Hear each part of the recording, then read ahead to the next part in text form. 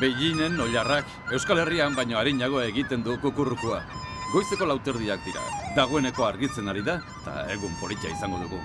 Judasek Txinako harresia lehen aldiz ikusteko aukeratu du gaurko eguna. Jo, nik ez nekien goizeko 4:00 existitzen zirenik ere. Gaueko 4:00 bai, hoiek ondo ezagutzen ditut. Eguna oso luzea izango da, baina txinatarrek aurreikusi dute hori. Bueno, gaur egun berezia da. Txinatarrekin txangoa ingo dugu. Joango gara Tianmenen parantzara. Ikustera nola igotzen duten Txinako bandera. Gero, polit-politena. Ikusiko dugu zenolako harresia eraiki zuten txinatar hauek.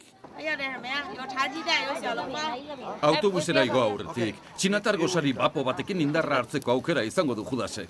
Arrautzez egindako talo oliotsuak, letxuga eta beste zenbait berdura, soja esnea eta aurrera. Lankuai?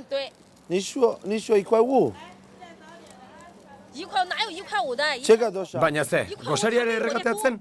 Dosa. Turistak biktima dira, halako postutxoetan ere, Jesus. Gosari bat ere borrokatu behar da indarrez hemen Txinan. Gu kanpotarrak izanik prezioa igotzen dizkiguten. 3 juanegatik hau nire auzoan lortu ezaket. Eta hemen berriz 4 ordaindu behar ditut, ez? Hau azken finean oiana da, ez? Turismoaren oiana.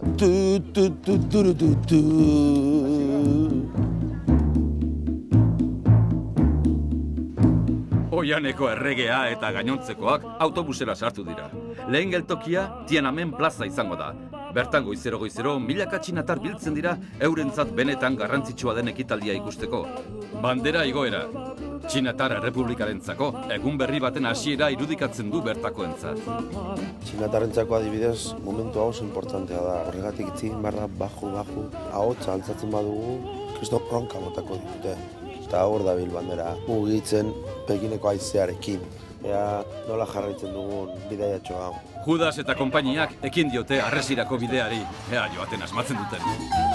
Sardina bat, sardina, atxi, txi, txi, txi, txi, txi,